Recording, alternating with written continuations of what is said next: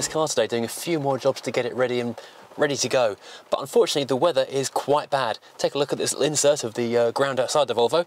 So I'm going to go inside the garage and do something in there to finish a job I'd started the other day. Hello. I'm hoping the camera is pointing in roughly the right direction because I can't see through it from where I am. Right, so I have come inside the garage. I've got the heater on by my feet, but I'm still blowing condensation because it is freezing today. While I'm indoors and trying to stay slightly warm, I thought I'd take a look at this headlining. Now, I haven't got a lot of room in this garage. If you're familiar with this channel, you know I've got way more projects than I've got space for. So I'm using the inner wings of a Rover P6 as my workbench. The P6 is also covered in bits of its own engine bay, the W123, Tomcat, W123, there's a bit of W204 on the roof, some trim for something else that happened, and this is the headlining out of the Rover Tomcat. Trying to warm my fingers on my coffee cup. As you may have seen when I took the headlining out to go and fix the rear window and paint the roof, the headlining on this thing was already falling down. You couldn't actually see out the back window past this droopy bit here because it is just crumbling to dust. So I wanted to work out how to fix it. My first thought was to peel off all this cardboard stuff and then I could stick something like Dynamat or similar across the back of here to try and make it, you know, like a solid enough that it'll stay up on the ceiling. But it's kind of too floppy. This final surface, it's like a compressed cardboard with, I guess, kind of spray glued on kind of felty stuff. It's like when you're making like grass on a train set. I don't think that's going to work. I had various other ideas like gluing batons across the back of here. Again, I think it's just too fragile. Eventually the idea I hit on was that let's try and fiberglass it, because what I need to do is to somehow soak into the headlining with something. So use the resin to sort of soften into the cardboard and maybe into this compressed cardboard here, and then use the actual glass fiberglass malarkey to do its business, and maybe, just maybe, I will have a headlining that's strong enough to use. These things are not obtainable anymore. You can find them second hand, but they tend to all go in the same place and in the same way. So if you find one that's used, you're going to be looking at the same problems as you had to start with in the first place. So there's not really a great advantage in getting a second hand one. So my only comfort from that is that if I mess this up completely, then I can go and get another one that's basically no worse than what I had before, or just drive around with no headlining as I have been for the last couple of weeks. Oh. Right, let's turn this around because there are a couple of things I need to be aware of. There's this, in fact this has crumbled even more since it's been out of the car, this has broken more. This area here needs to lift up because this goes around the catches for the sunroof, and this area here needs to fold away in the other direction to go into the roof around the rear window. So, not quite sure how we're going to manage this, but we'll do our very best. Oh, I didn't mention the bits of Volvo trim, interior trim that are down there as well. So yes, there are many projects going on in here, and the cardboard box, which you may see where the engine for this car should be, is, apart from my grinder, scrap metal for the next time I go and get £5 for weighing stuff in. Now, were the gloves in that box?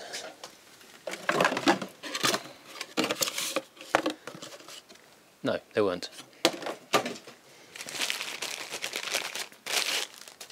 Now, as far as I know, no one has ever tried this before. This is a new and exciting thing that I'm doing today. This may go extremely well, or it may just be a complete disaster, and there's a good reason no one's done it before. That's not quite as big as I'd hoped. Right, I need some scissors, or something similar. Metal shears come in useful for so many things. This kit doesn't come with quite enough matting to cover the entire area, so I'm going to have to be a bit creative with where I put it. Okay, let's start with this area here, see if I can repair this bit first of all. Let's not go crazy just now. This is very much an experiment. We'll see very shortly if this is a daft idea or a brilliant idea, who knows. Am I a genius? Or am I insane? Is that the theme tune to the Animaniacs? Pinky and the Brain? Yes, I think it might be.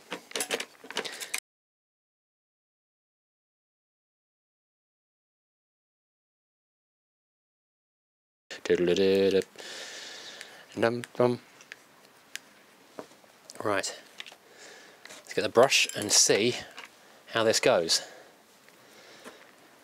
I haven't done fiberglassing in ages, not since I learned to weld.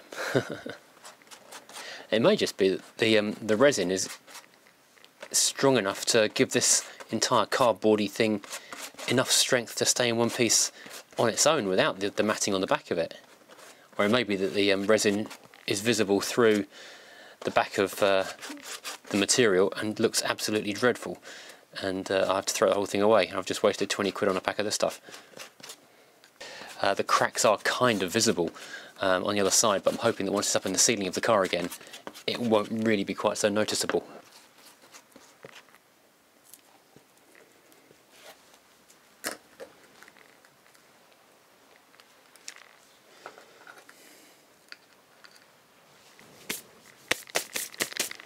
Now I remember fiberglassing. Every time I did anything, I would glue my own hands together. End up with some kind of bizarre, misshapen claw for a hand that was covered in tons of glass fibre shards. Now, let's try and keep this thing relatively flat while it's drying, so it doesn't dry with mad creases in it. I need to mix up a bit more stuff. Yay. At least doing this way I can save my little Rover part number thing, which I quite liked. In fact, thinking back, what I tended to do was spend so much time turning my gloves into bizarre works of art that in the end I just gave up on fixing stuff and started making weird, mad fiberglass gloves instead, because that was way more fun than trying to fix cars with fiberglass. Now, because you're looking at this from the other side to me, you've actually got a better view of what's going on than I have, because I can't tell how this looks yet.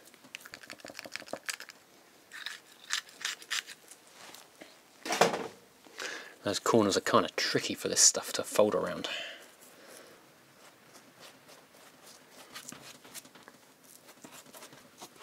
Now, how long have I got to stand here like this for? I need something to go and support that, don't I? There we go. So that is, hopefully, these two areas. Oh, no, that's just sagged as well now. Damn. Damnation #1.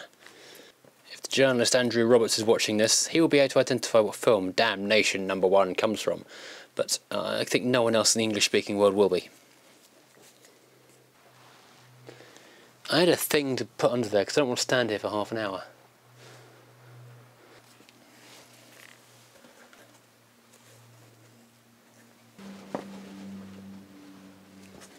Okay, so hopefully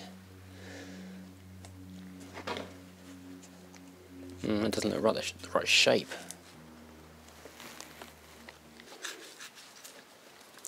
Okay, now the tricky bit is going to be this curve on the back, so I don't really know what angle it should be curved at because I haven't got the car here, and it's been drooping for so long it's kind of misshapen quite heavily. Oh, that's a nice big drink there. Now, if you took that sample to your doctors, you would be in trouble. There was a scale on this, but it's now so goopy I can't actually read it. Excellent. Now I know this isn't going to be perfect. It's not going to be completely free of what do you call them, creases and lines and things, because, well, it's got creases and lines in it. The cardboard backing has creased as it came out of the car, and even just lying on the roof of this Rover here, it's gone a bit creaky and creased up a little bit. So I'm just going to have to be minimising the disaster. This is damage limitation rather than perfect restoration. So now, after several fume-filled, fun-filled minutes, I now have a back of this thing which looks like that. Something which I hadn't really foreseen was that by adding all the resin to it, it's now gone kind of droopy. So I've had to support it in places that the camera actually cut out because I couldn't get to the camera. It's on the far side of the garage. I couldn't see the camera cut out when this happened. I've had to support it with little boxes and things underneath it to try and make it go the right shape. I think, I'm worried, in fact, this rear edge which goes against the back window might be drooping too far. But if I push it any further onto the mat which is supporting it, then the front end droops. So it's a really weird big shape. It's not very big, but bigger than you'd imagine. So I'm just hoping it stays in enough of the same shape that I can get it back into the car soon. So I'll now go and let this dry for a bit and then hope for the best. So this is the finished article. It's now tappable and quite hard going. So it's fairly tough. It has dried with a slight little point down here in the bottom. Well, this is the back of the middle of the rear screen for some reason. I'm not quite sure how it managed to do that, but on the back it's shiny and solid, which means that it's never going to droop and it's not going to drop little bits of stuff. And once it's in the ceiling, no one's going to know any the wiser. Let's see if I can pop it up there now. Now let's see if I can manage to get this thing back into the panel work or behind the panel work without damaging anything else. Ow.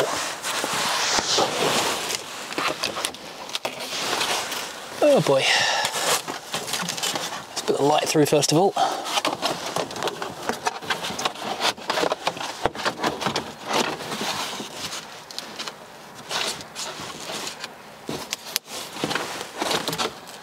Oh, I've just made an annoying discovery. I've just discovered that I was wrong because I thought the back of this roof line curved downwards, but it doesn't, it curves upwards, and I've now set it facing the opposite direction. Ah! So it's now forever pointing the wrong way. That is really annoying. Damn.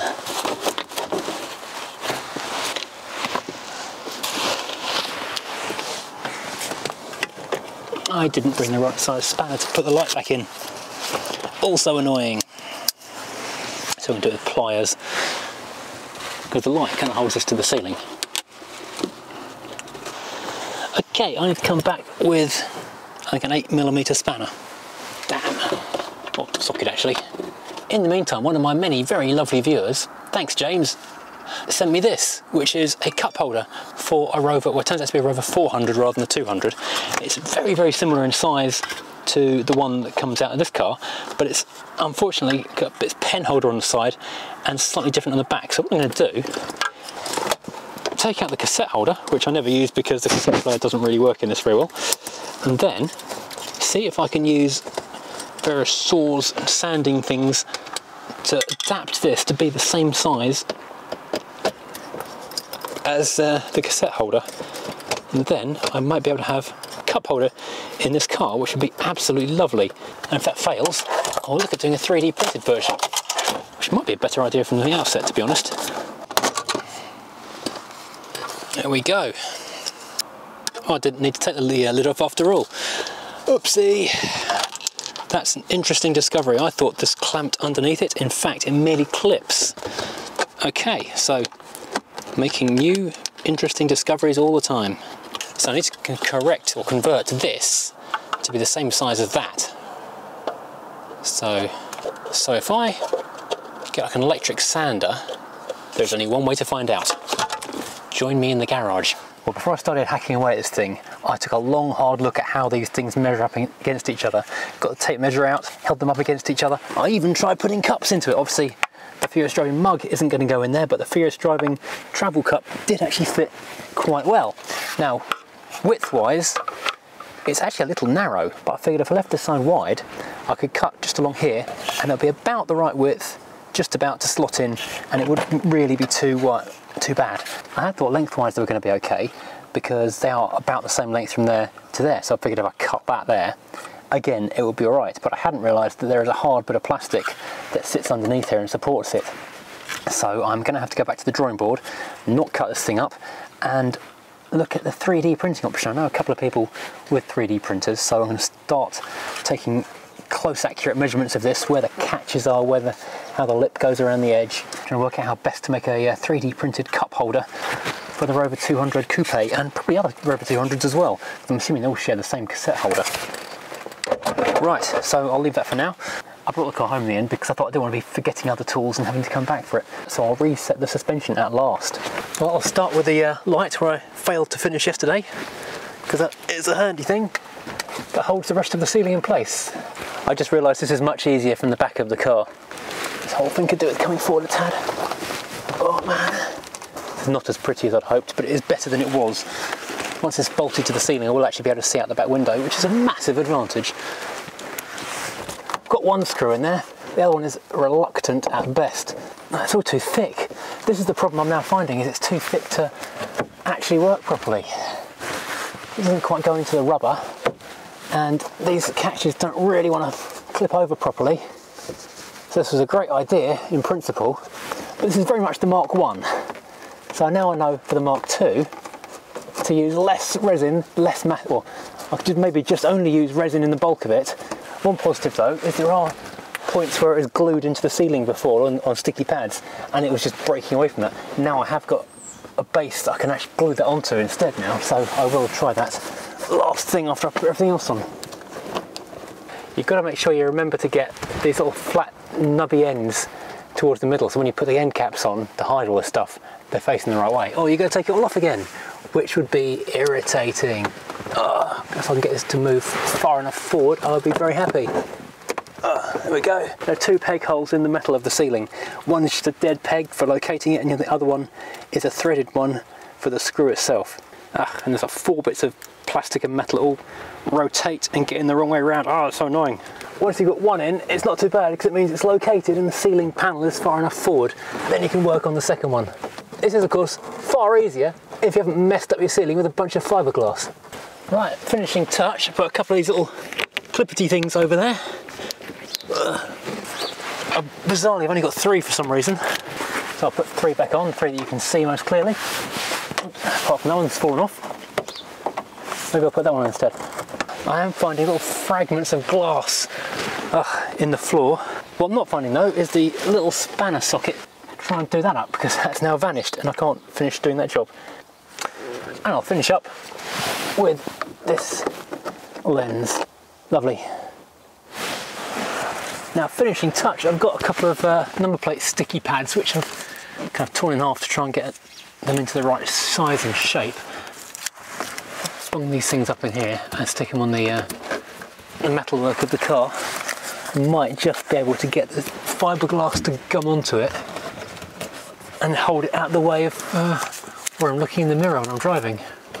It's easy to forget exactly how sharp bits of fiberglass strand are once they've had the resin on them.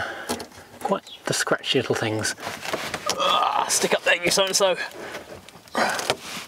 Ish. Kind of ish, or crunch crack. Yeah. Well, if that holds, it'll be an improvement. Oh, flipping neck. Well, it's kind of better. This ridge was there where it was cracked.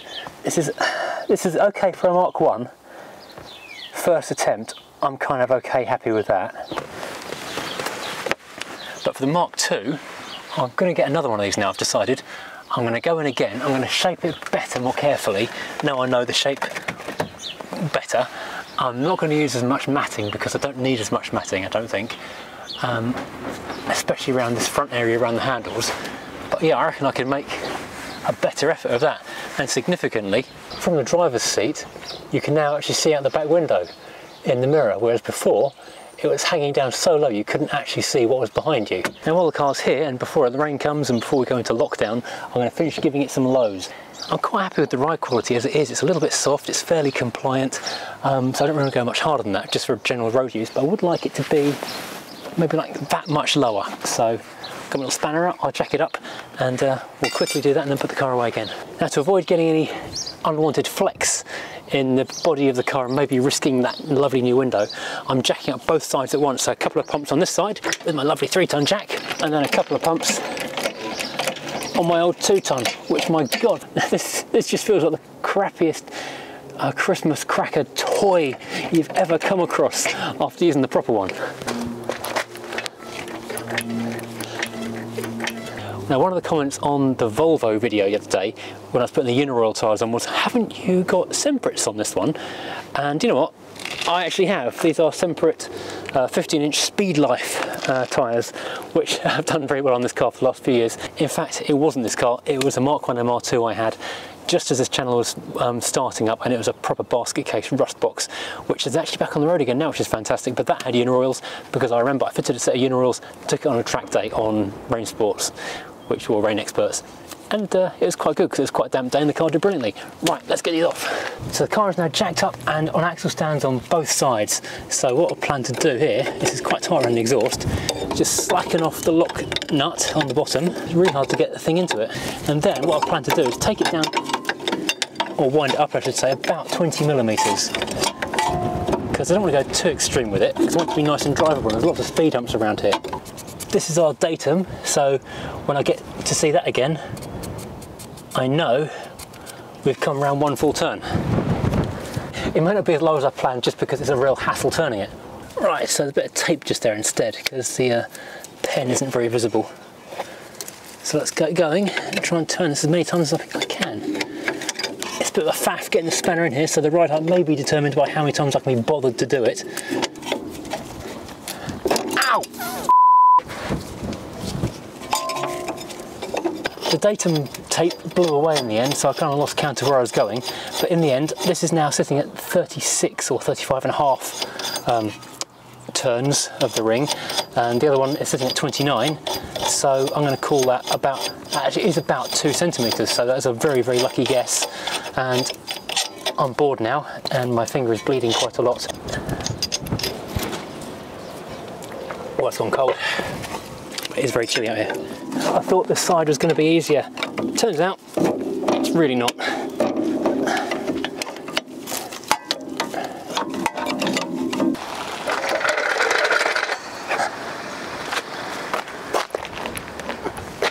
Can't really tell how low it's meant to be because it's all still weirdly adjusted, but we do the fronts and hopefully it'll be significantly lower.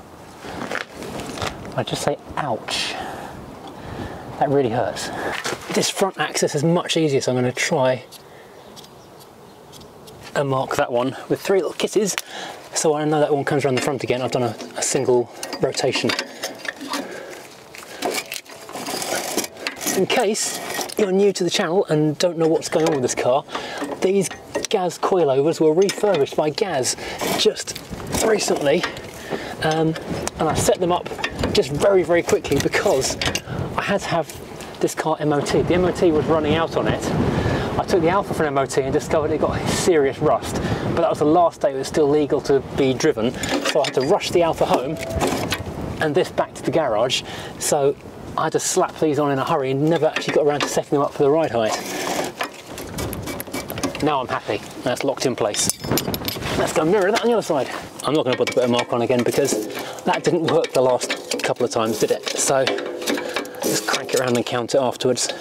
And that one counts up the same number as the other side, so win. Wheels back on, test drive. After a sandwich first though. I'm pleased to report the car still feels very good indeed. If anyone was going to comment and say you need to sort out your tracking and towing and whatever else, otherwise you'll ruin those tyres, these tyres I actually noticed look really quite, well, tired when I was putting the wheels back on and off, so come the summertime this will want a new set. I'll tell you what, one good thing of this is that I seem to have cured that horrible creaking noise from the front suspension. Given something, a little tweak somewhere. Much better. The car still rides quite firmly, but it's still got a nice softness in it that makes it actually quite pleasant.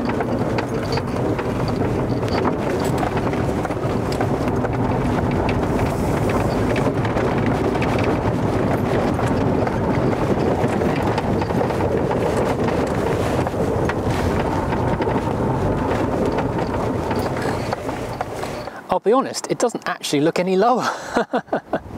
It looks about the same as it did before. That's really annoying. That was a cut finger and a couple of hours of spanner time wasted. Oh well, I'll try again before too long, but it's great to see this car out. I love driving this car and I love the look of it still.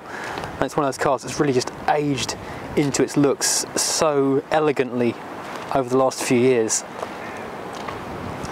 It's always just nice to be in it. The modifications I've done, the Piper exhaust, Gaz coilovers and the induction kit and the EBC brakes have just made it a really nice usable car. It's not like a full-on modified thing, but it is just nice and comfortably usable, just a little bit of an improvement on standard. Well, it's rather a melancholy ending to this video today. The suspension is mildly adjusted, but not really so as you'd notice. The headlining's back in. It's slightly better, and the car's had a little bit of a drive out, which is quite nice, and now I know also that I need to get a new set of tyres for it as well because they are looking a bit tired. It's nice to have driven it today, but it's kind of sad because I don't know when I'm going to see this car again next. Reason being, this car is in a garage which is slightly too far to walk to, so I have to drive here. But if we hit the lockdown in the next few days like Europe has, then I won't be able to come out and check up on it or do anything with it unless I'm allowed to drive here under whatever pretense of going to work or something, and just pull up and go straight into the garage, and maybe that'll be allowed. I don't know, no one knows anything. So I will miss this car. I'm going to stick it on sawn for the next month or two because I'm not going to be going anywhere in it probably. But at least it's safe and it's indoors, and hopefully I'll see it again very soon. And I'll see you all again soon as well, because you're probably seeing this on Saturday, and I'm planning to do a live chat on Sunday morning. I've never done a live chat before, so I thought this would be a nice time to do that. So if you want to tune in, I'll put the details up on the community page and Facebook and things, and maybe we'll talk on Sunday about what's happening with the cars and everything else in the world. If you've enjoyed this, please hit like, please hit subscribe. There's a little bell notification for more stuff as and when it happens, which is hopefully going to be fairly frequent in the next few weeks. And so yeah, join me again very soon, and yeah, keep safe everyone.